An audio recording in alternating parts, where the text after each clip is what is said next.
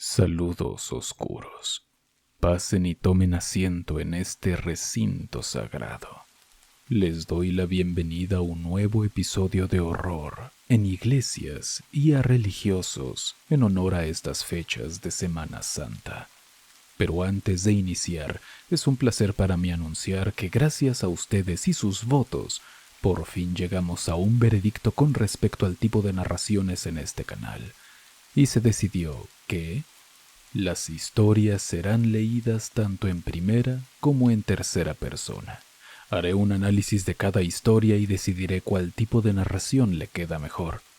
Les agradezco mucho su paciencia y ayuda en este proceso y espero lo disfruten mucho. Hoy me gustaría ver emojis de demonios en los comentarios. Así, los verdaderos amantes del terror que lleguen al final serán los únicos que sabrán qué simboliza. Además, está científicamente comprobado que si te quedas hasta la última historia, te vuelves un 76.4% más rico o rica. No te quito más rico de dinero. Sé que quieres que comencemos ya, así que te invito a que experimentes conmigo. No, ya me equivoqué. Así que te invito a experimentar conmigo el terror en la oscuridad. El diablo se quiso llevar al abuelo. La historia que nos reúne el día de hoy nos es enviada por Marisol Castañeda. Muchas gracias por enviarnos este relato. Marisol creció en una pequeña casa en Mérida, Yucatán. De niña, solía pasar gran parte de sus tardes jugando en el patio mientras su abuelo descansaba en su mecedora. A veces se la llamaba para contarle anécdotas, aunque la mayoría de las veces no eran precisamente historias alegres. Con el paso de los años, ella fue entendiendo que su abuelo no contaba aquello por entretenimiento, sino como advertencia. Decía que el diablo andaba rondando siempre, esperando un descuido. Al principio Marisol tomaba sus palabras como supersticiones, porque veía que en casa nadie parecía darle tanta importancia. Sin embargo, él repetía el mismo relato una y otra vez. Un día me van a venir a buscar, niña. Un día va a venir por mí. Y cuando lo decía, Marisol, de algún modo, notaba que esto era cierto. A los 8 años, Marisol empezó a entender que su abuelo no hablaba en broma. Lo vio rezando con fervor en múltiples ocasiones, a veces incluso después de la medianoche. Se levantaba sin hacer ruido, iba al patio con su Biblia y se quedaba ahí, murmurando oraciones. Marisol en varias ocasiones se despertaba y lo escuchaba, y de hecho, dice que esos susurros la arrullaban hasta dormir. Un par de veces ella lo siguió con cuidado y lo descubrió llorando, aferrado al pequeño crucifijo que siempre cargaba como un collar. Ella no lo interrumpió, pero esa escena la inquietó lo suficiente como para preguntarle a su madre: «Mamá, ¿por qué el abuelo cree que algo quiere llevárselo?». Su madre respondía que él había sido muy devoto desde joven, pero nunca profundizaba en el tema. «Es mejor no averiguar tanto, hija», le decía. «Tu abuelo carga con muchas cosas que no conocemos, y a él no le gusta contar las cosas». Cuando Marisol cumplió 10 años, su abuelo empezó a mezclar en sus historias la idea de que cierto día se había portado muy mal, aunque nunca aclaraba qué había hecho. «Fui malo, niña, muy malo», repetía. «Y a los malos, el diablo siempre los busca».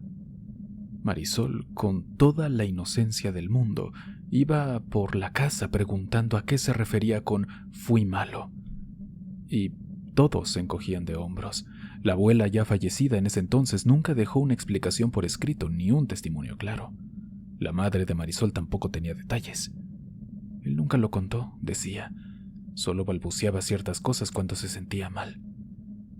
Pasaron un par de años. Marisol ya estaba en la secundaria y su abuelo, cada vez más anciano, apenas salía de casa. Un día la familia se sobresaltó porque él desapareció sin dejar rastro. Su habitación estaba abierta, las ventanas cerradas y ninguna nota. Todos se alarmaron, temiendo que hubiera salido a vagar y no supiera cómo volver. Se organizó una búsqueda en el vecindario. No fue la policía de inmediato porque pensaban que quizás se había ido a la casa de un amigo suyo a emborracharse o algo así. Pero, conforme pasaron las horas, se asustaron más.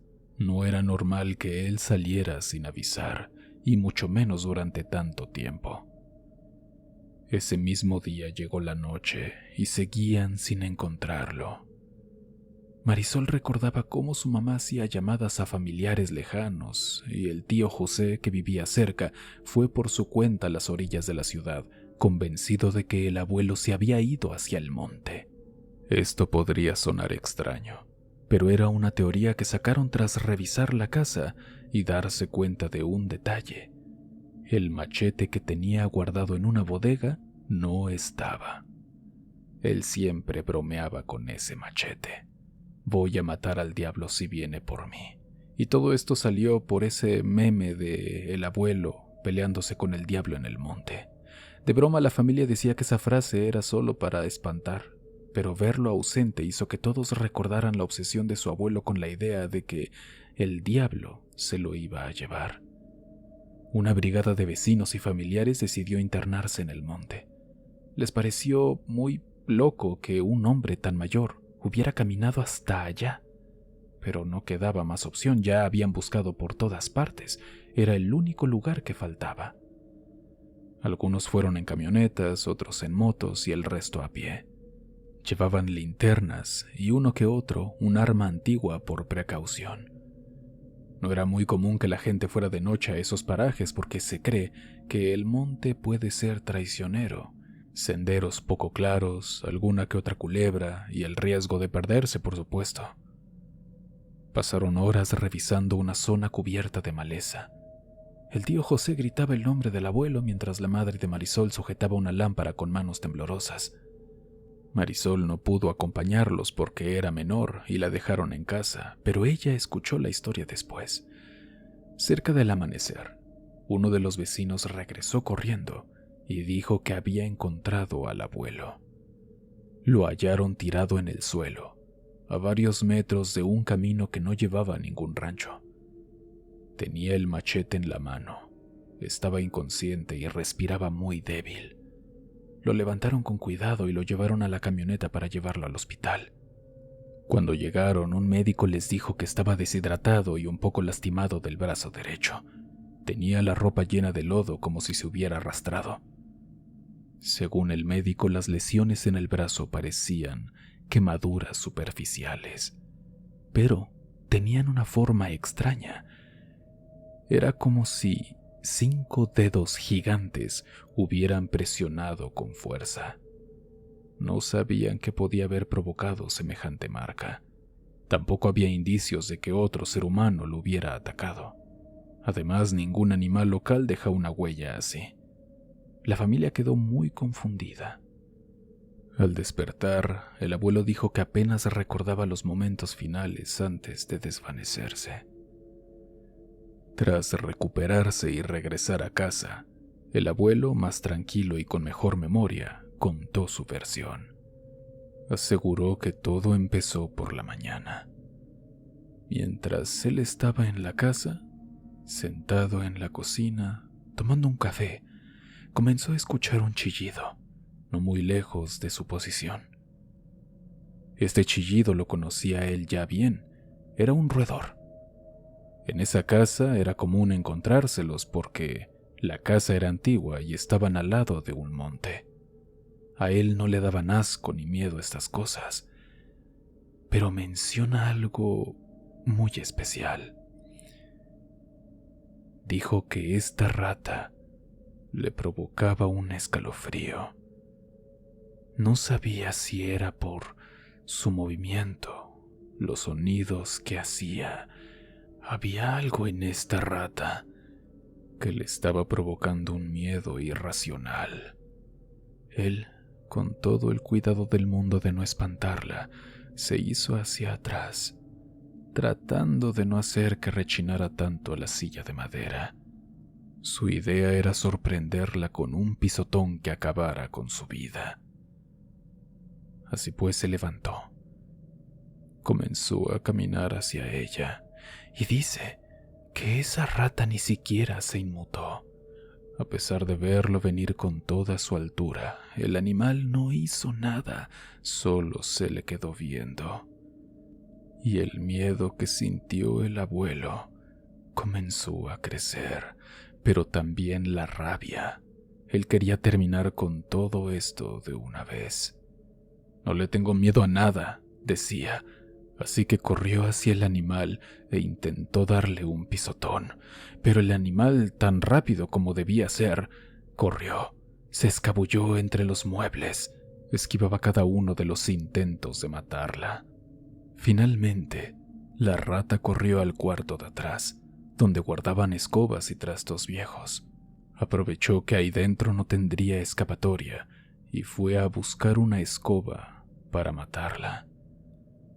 Pero dice que en el instante en que la tomó, escuchó algo que lo dejó helado.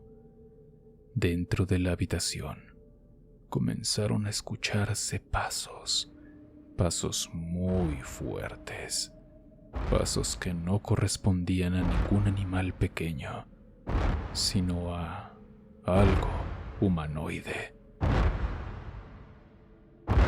Le entró el pánico, sabiendo que sea lo que sea que estuviera ahí adentro no sería dañado por una escoba, mejor fue por un cuchillo. Para entonces los pasos habían cesado. Entró al cuarto, pero no vio nada más que sombras. Revisó cada rincón, temblando un poco aunque no lo admitiera. De pronto, la rata salió disparada y corrió hacia la puerta de la casa y él la siguió. La vio dirigirse al campo abierto hacia el monte y sin pensarlo se puso las botas y salió tras ella. Nadie entendió por qué tomó el machete en algún punto de la persecución, pero él decía que no recordaba muchos detalles, solo que en su cabeza estaba la idea de que esa rata era el diablo y había que cortarle el paso. Al llegar al lindero del monte, se detuvo a observar los árboles. Fue ahí cuando, según sus palabras, vio una figura muy alta, con piel gris, levitando al lado de un árbol. Aunque la mayoría de la familia duda de esto, él insiste en que había visto como a un hombre sin rasgos muy claros, pero notaba su piel casi ceniza. Él sintió un aire pesado y no supo si corrió o simplemente se quedó quieto. Su memoria se borró a partir de ese momento. Decía que todo fue confuso. Recordaba haber gritado y de alguna manera sentir un ardor en el brazo como si algo le hubiera sujetado con fuerza. Cuando parpadeó estaba en el suelo, sin fuerzas. Él creía firmemente que su crucifijo bendito, el que su madre le regaló hace décadas, lo había protegido. Decía que si no lo hubiera llevado colgado, aquello lo habría arrastrado a algún lugar mucho peor. Ese fue el relato que ofreció mientras la familia lo escuchaba atenta en su habitación. Marisol no estaba ahí al momento de la explicación, así que después su madre le repitió lo que el abuelo dijo. A ella le sorprendió que él reconociera haber sentido miedo. Esa era la parte que más le impactó porque su abuelo siempre presumió ser un hombre muy valiente. Para terminar, Marisol nos cuenta que tristemente su abuelo falleció a la edad de 98 años, en completa paz. Y aunque ella a su edad ya no cree en nada paranormal, sí cree que de verdad el crucifijo que estuvo hasta la muerte con su abuelo lo protegió de un destino aterrador. Si te gustan las historias paranormales como esta, no te pierdas el siguiente relato en el que una aparición pondrá a prueba la fe de una familia. Se fue sin descanso. Hola, Ger. Espero que esta historia te guste lo suficiente como para considerarla en un video. Te la cuento tal y como la viví, porque todavía me pone nerviosa recordar cada detalle. Aunque me han dicho que guarde silencio, siento que compartirlo es una forma de soltar todo el miedo que todavía ronda en mi cabeza. Desde que era niña, escuchaba mencionar a una tía abuela que supuestamente había muerto joven en un convento. Nadie contaba mucho al respecto, así que solo tenía pedacitos de información suelta. Mi mamá conservaba algunas fotos antiguas en un cajón y guardaba un hábito de monja en su ropero, pero no dejaba que nadie lo tocara. Decía que no era un tema apropiado para platicar y no quería remover recuerdos desagradables. Ese hermetismo me provocaba más preguntas que respuestas, pero como crecí en una casa donde esos asuntos se evadían, fui aprendiendo a no insistir demasiado. Las dudas regresaron cuando cumplí 16 años. Fue un día de limpieza general. Mi madre me pidió que le ayudara a sacar ropa y a deshacernos de lo que ya no necesitáramos. Yo, con la curiosidad que traía desde niña, aproveché cualquier descuido para husmear un poco. En uno de los cajones altos del ropero, di con un bulto envuelto en plástico. Al moverlo, sentí un olor fuerte que me picó la nariz. No era humedad, sino algo que me recordó a las ceremonias de la iglesia. Un aroma a incienso muy penetrante. Quité con cuidado la bolsa y me topé con una túnica oscura larguísima acompañada de un velo doblado. Tenía pinta de ser muy antigua, incluso noté ciertos desgastes en las costuras. Dentro, hallé un rosario metálico con las cuentas gastadas, como si lo hubieran usado muchos años. En ese instante escuché la voz de mi mamá detrás de mí. Me arrebató el hábito casi con desesperación y lo guardó de nuevo. Ella se notaba muy alterada, Ger, con el ceño fruncido. Estaba enojada claramente. Me dijo, ella no estaba en paz cuando murió, no andes tocando sus cosas. Esa actitud me dejó muy nerviosa. Mi mamá no solía dirigirse a mí de esa manera tan cortante, menos aún con temas de la familia. Yo quería preguntarle qué significaba eso de no estaba en paz, pero su expresión me dejó muy claro que no quería seguir hablando. Esa noche mi mamá se encerró en su cuarto, algo que no acostumbraba a hacer. Siguió así durante días. En las tardes ponía seguro a la puerta y pasaba un rato ahí sola. No sé si le rezaba a ese hábito o si estaba revisando otras pertenencias, pero su cara cambió por completo. Tenía los ojos cansados y se veía muy preocupada constantemente. Poco después, mientras se rebuscaba en otro mueble, di con una fotografía en la que aparecía una joven con hábito y un rosario idéntico al que había visto. Era mi tía abuela. Lucía una ligera sonrisa, pero sus ojos reflejaban tristeza. Por la parte de atrás de la foto se leía un escrito borroso que mencionaba una fecha y una oración que no logré descifrar del todo. Lo extraño fue percibir otra vez ese olor a incienso. Me hizo pensar que tal vez el aroma venía impregnada en todas las cosas que pertenecieron a ella. Con el paso de las semanas, sentía un ambiente extraño en casa. Ya no podía platicar abiertamente con mi mamá sobre nada relacionado con el convento o la tía abuela. Intenté buscar información con mis tías o mis abuelos, pero todos esquivaban el tema. Una pariente solo me dijo, tu mamá no quiere que sepas esa parte de la familia, pero no me soltó más detalles. Una noche, mi mamá pareció ablandarse un poco y me contó algo más. Dijo que, tras la muerte de mi tía abuela, surgieron rumores turbios sobre ese convento. Prácticas raras, ataques de nervios y cosas inexplicables la noche que murió la tía. Aparte, según ella, la superiora les mandó una carta pidiendo que cuidaran el hábito y otros objetos porque su alma no encontró la paz.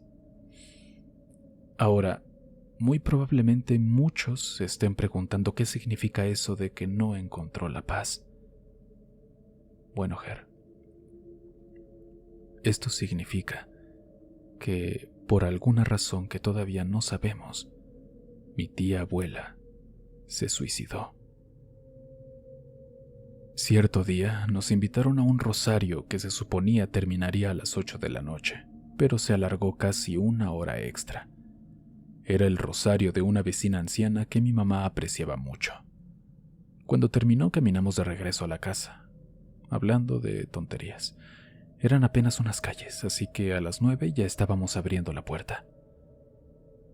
Sentí un escalofrío nada más entrar, y otra vez percibí ese aroma a incienso mucho más intenso.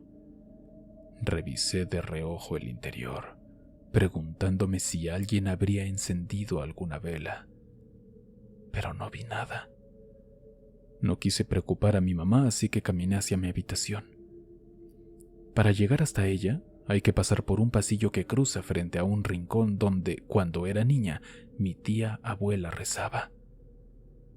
Ese espacio se convirtió en una especie de altar sencillo con un crucifijo, un atril y algunas estampas, pero ya no se utilizaba para orar, solo quedaba ahí como un recuerdo. Mamá iba unos pasos delante de mí, y entonces vi que giró la cabeza hacia la habitación donde se encontraba el rincón de rezos. De pronto se detuvo en seco.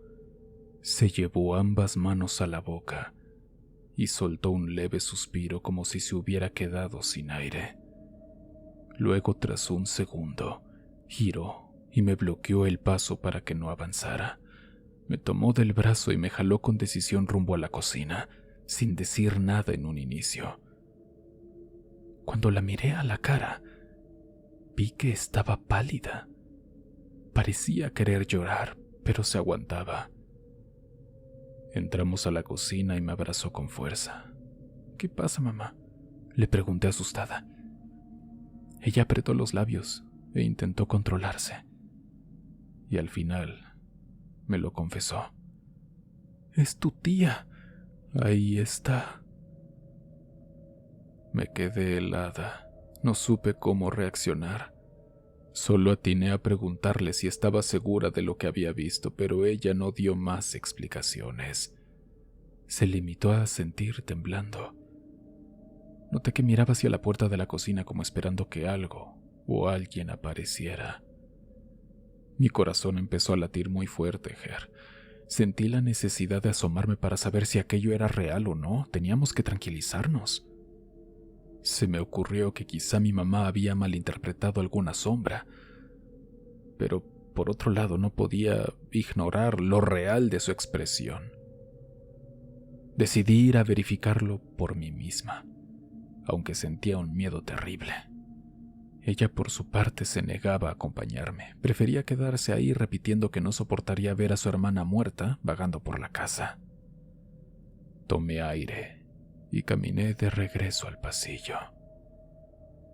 Estaba más oscuro de lo normal, como si las luces hubieran bajado de intensidad. Esa zona siempre me ponía nerviosa, pero ahora mi ansiedad era mucho mayor. Di un paso tras otro tratando de no hacer ruido.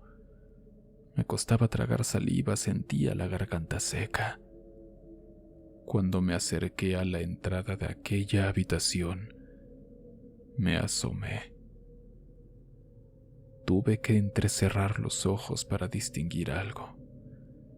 Y entonces la vi. Era una figura femenina con hábito. Era una monja. Tardé un poco en darme cuenta de lo siguiente, pero aquella cosa ya me estaba viendo. Pude notar que su rostro estaba desfigurado. Ciertamente era algo que se parecía a mi tía, pero su cara no encajaba. No sé cómo explicarlo. Hace poco escuché algo similar en una de las historias que te mandan, en la que una persona parece tener un rostro humano, pero de algún modo sabes que eso no es humano. Pero, Ger, para mí esto no fue lo más aterrador, sino que percibí que sus pies no tocaban el suelo. De hecho, simplemente no tenía pies. Era como si flotara o se desvanecieran sus pies bajo la túnica, no lo sé.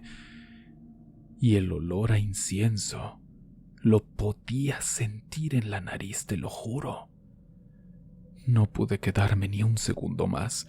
Salí corriendo, casi tropezándome. Cuando alcancé la cocina, mi mamá me vio la cara y supo de inmediato que yo también había visto algo fuera de lo normal. Estaba temblando y no conseguía soltar ninguna palabra. Finalmente la miré a los ojos y le dije que la tía abuela seguía ahí, con el hábito, y que de alguna forma su apariencia era horrible. Quizá no debí de decir esto porque mi madre rompió en llanto, abrazándome como si temiera que me hubiera pasado algo peor, o como si le doliera toda esta situación. No sabes el terror que sentimos. Es que ponte en nuestro lugar.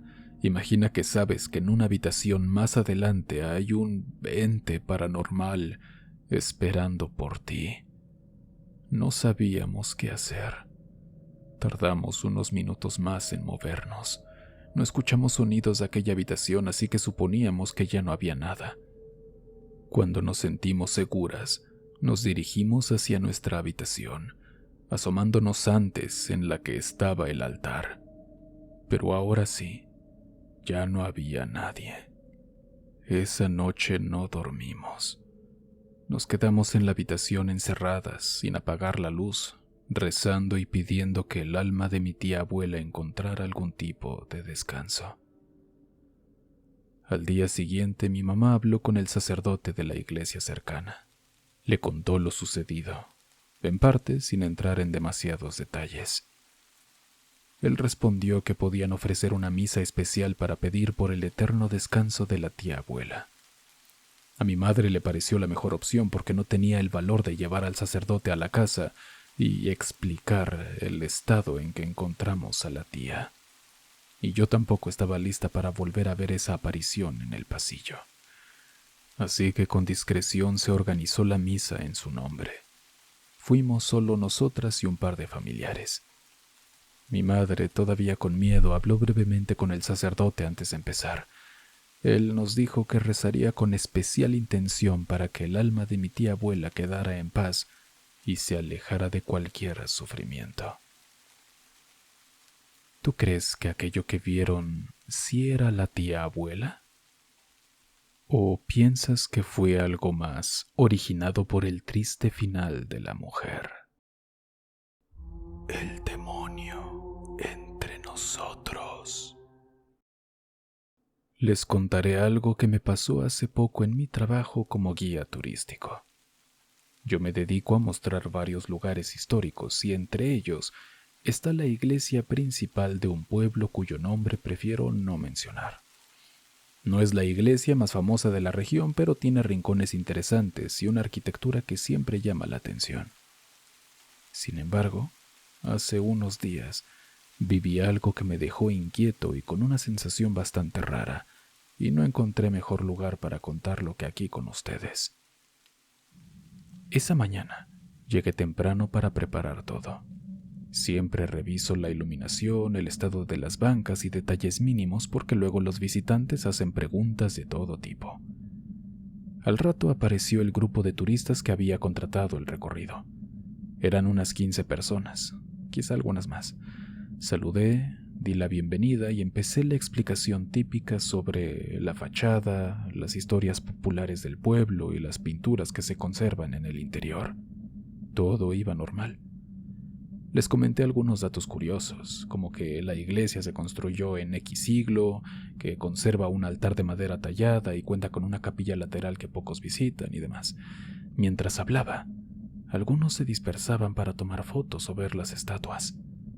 Yo no me alejaba mucho, solo me movía de un lado a otro para ir guiando al grupo.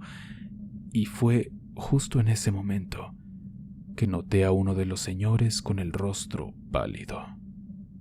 No se veía tan grande de edad, tal vez tendría unos 50 años. Caminaba como si le pesara todo el cuerpo.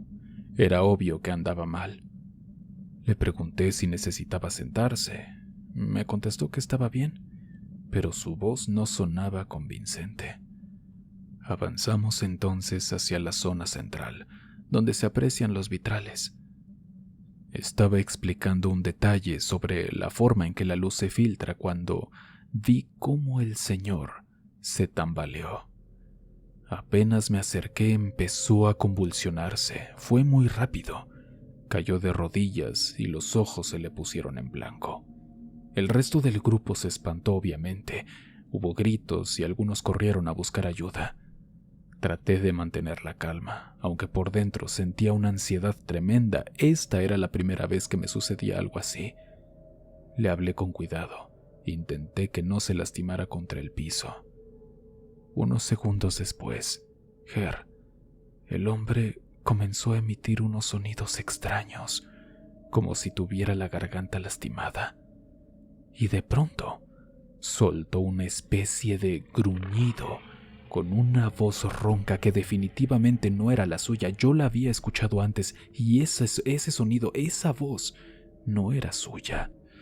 Decía cosas sin sentido, pero de alguna forma parecía tener un significado oculto. Me acuerdo perfectamente de una de las frases. No sé por qué esta en particular se me quedó grabada, pero dijo: Takal, Takal, no veas, no hables.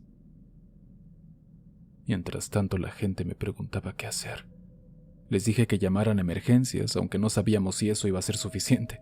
En ese instante me sentí fuera de lugar, como si algo sin explicación estuviera pasando frente a mis ojos y nadie lo viera.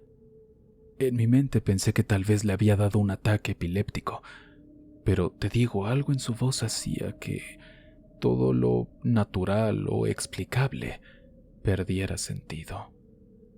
Después de esos segundos de tensión, el hombre recobró la cordura, si se le puede llamar así.